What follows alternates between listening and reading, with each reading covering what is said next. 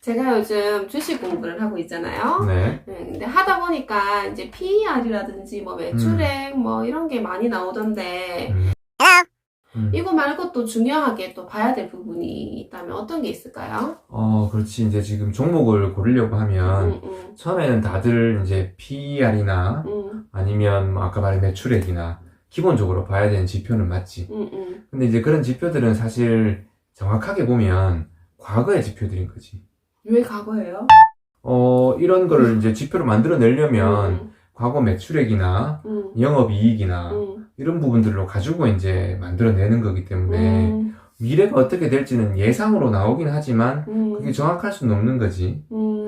그래서 초보 때는 그런 거를 좀 유심히 보고 최소한의 이제 피해갈 수 있는 것들, 매출액이 늘고 있는지, 작년에 돈을 많이 벌었는지, 많이 남겼는지, 그런 부분들은 이제 과거 지표를 어쩔 수 없이 봐야 되는 거지. 참고 자료를 당연히 봐야 되고, 그 다음에 이제 한 단계 더 업그레이드가 된다라고 하면, 사실은 이제 하나를 더 봐야지. 뭘 봐야 된다고?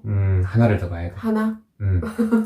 지난 시간에도 소개해드렸던 그 책, 샤프슈터가 아들에게 보내는 편지라는 그 책에 보면, 이게 제목은 부유하다는 것과 자산이 많다는 것의 차이라고 나와 있어. 그 내용을 읽어주기보다는 내가 정리를 해보면, 일단은 부유하다는 것. 뭐 어떻게 보면 뭐 물려받은 재산이 많다. 그럼 뭐 과거의 재산이 내가 많은 거, 현재 현금이 많은 거 이런 게 될 수 있겠지. 근데 자산이 많다라고 하면 여기에서 얘기하고자 하는 거는 앞으로 돈을 벌 수 있는 여건이 마련돼 있다. 그런 쉽게 얘기해서 황금알을 많이 가지고 있는 거랑 황금알을 낳는 거위를 많이 가지고 있는 거랑의 차이라고 볼 수 있겠지. 자산과 부의 차이가. 그래서 사실은 이제 돈을 계속 만들어낼 수 있는 자산을 가지고 있는 게 사실은 돈을 가지고 있는 것보다 더 좋다는 거지. 그러면 이 자산을 계속 만들어내는 기업이 어떤 기업인지를 그럼 생각을 한번 해봐야 되겠네? 그렇지. 그런 기업들을 이제 찾는 게 사실은, 그러면 다른 사람들이 따라올 수 없는 황금알을 낳는 거위 같은 자산을 가지고 있는 기업들이 어떤 게 있을까라고 생각을 해봐야 되는 거지. 그래서 이제 과거의 데이터는 확인을 했고, 앞으로도 좋아질 게 뭐가 있을까? 근데 사실은 이런 앞으로 좋아지는 기업들은 PER이라든지 이런 지표들이 당연히 높을 수밖에 없어. 앞으로 돈을 당연히 많이 잘 벌 거니까, 그걸 더 높게 쳐주는 거지. 주가를 더, 가치를 더 쳐주는 거지. 그러니까 PER이 높으면 뭐 고평가되어 있다고 그렇게 나오더라고, 책에. 그렇지. 그러면 고평가되어 있으면은, 이런 거 사면 안 되는 거 아닌가?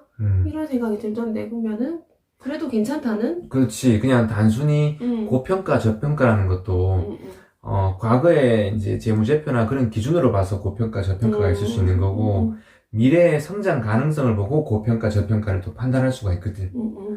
그래서 뭐 어떤 그 전에 돈을 정말 많이 벌었던 기업들이 있어. 근데 이 산업은 자꾸 도태되는 산업이야. 앞으로 발전 가능성은 상당히 낮아. 근데 그간에 워낙 돈을 많이 벌어놨기 때문에, 뭐 지표들은 다 좋을지 모르겠지만, 앞으로 더 벌 수 있는 확률이 줄어드니까, 사실은 이 주가가 고평가일 수 있는 거지. 지표로만 봤을 땐 저평가지만. 근데 요즘에 최근에 뭐 테슬라라든지, IT 기업들, 뭐 이런 기업들 같은 경우에는, 퍼가 테슬라는 뭐 1000이 넘는다면서, 그렇게 높은데도 이게 고평가라는 말은 하지만, 사실은 미래의 성장 가능성을 보고 봤을 때는 다른 지금 현재의 자동차 회사들보다는 더 돈을 많이 벌 가능성이 있기 때문에 어떻게 보면 그거를 또 저평가라고 표현하는 사람들도 있거든. 그래서 새로운 지표를 또 만들기도 하고. 그러니까 고평가, 저평가라는 판단은 단순히 어떤 과거의 지표만 보지 말고 미래의 지표도 좀 같이 보면 이제 투자의 실력이 한 단계 좀 업이 될 수 있지 않을까라는 생각이지. 그래서 자산을 가지고 있는, 황금알을 낳는 거위를 가지고 있는 회사를 찾아보자. 그럼 예를 들어서 어떤 게 있을까요? 우리 주변에는 뭐, 예를 들면 카카오 같은 회사들, 지금 카카오톡이라는 그 전에 이제 거의 뭐 전 국민이 사용하는 플랫폼을 가지고 있잖아. 그러다 보면 이 안에서 뭐 광고를 집어넣으면 광고 효과가 엄청날 거고, 파생되는 이제 카카오뱅크, 뭐 카카오게임즈, 뭐 여러 가지 파생되는 상품들이 그 카카오톡이라는 데서 다 나오게 되어 있잖아.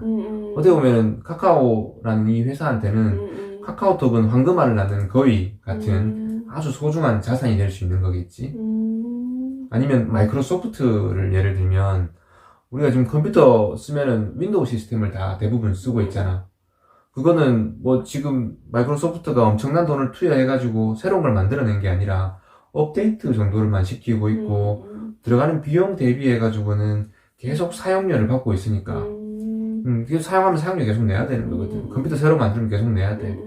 그런 부분들이 뭐 어떻게 보면 큰 자산인 거지. 남들이 침범할 수 없는.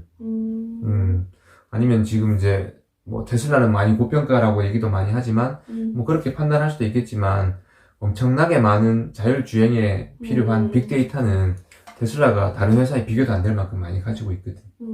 그게 나중에 어차피 큰 자산이 될 거라고 판단하기 때문에 사람들이 그 주가에도 투자를 하고 가치를 부여하고 있다는 거지. 그럼 이런 건 잘 알겠어. 이제 요즘 워낙 많이 나오고 그런데 이거랑 반대되는 아까 이제 자산이 없는 경우 그럼 어떻게 추론할 수 있어? 사실 이제 그런 부분들은 어떤 분들은 뭐 좌초 자산을 많이 가지고 있는 회사 뭐 이런 얘기도 하더라고. 좌초? 좌초. 그러니까 뭐 배가 자초한다든지 뭐가 이제 깔아앉는다. 이럴 때 쓰는 용어인데 지금 자산을 많이 가지고 있어. 그럼 예를 들면 어떤 전기차를 못 따라가는 뭐 자동차 회사다. 막 그렇다면 생산되는 공장이나 아니면 지금까지의 매출액은 괜찮았어. 공장에 대한 자산 평가라든지 지금까지의 매출액을 봐서는 되게 괜찮아. 근데 앞으로는 이 휘발유 차량은 많이 팔리지 않을 거라고. 그러면 전기차 시설은 아직 준비도 많이 안 돼 있다.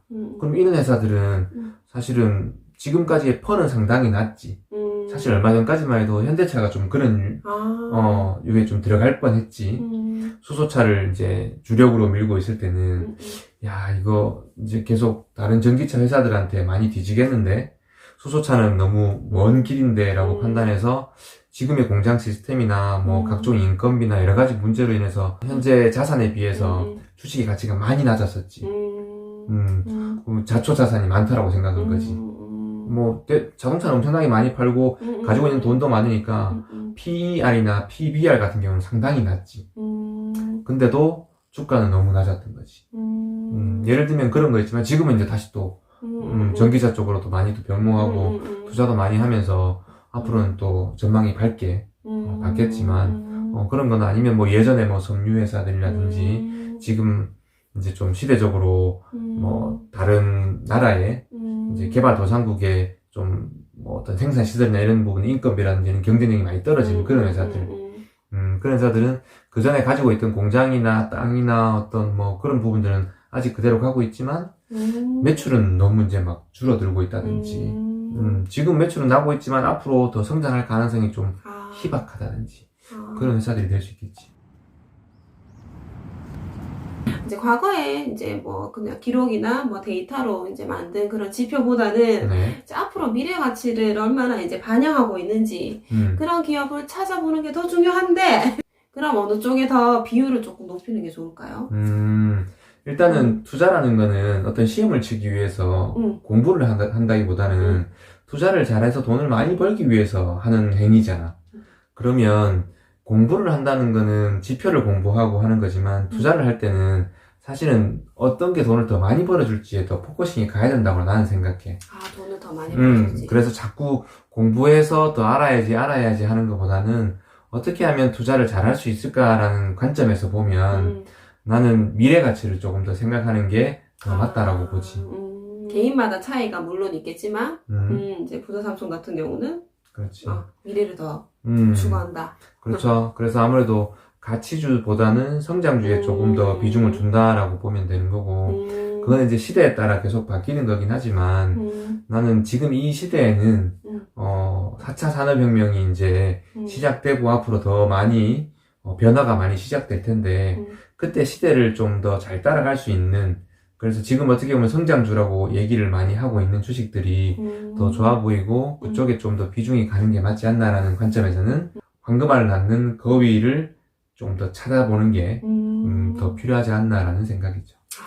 우리가 그러면 항상 또 미래 사회가 어떻게 될지, 어떻게 발전할지 계속 이제 한번 주시를 하고 있어야 되겠네. 네. 끊임없이. 네. 네.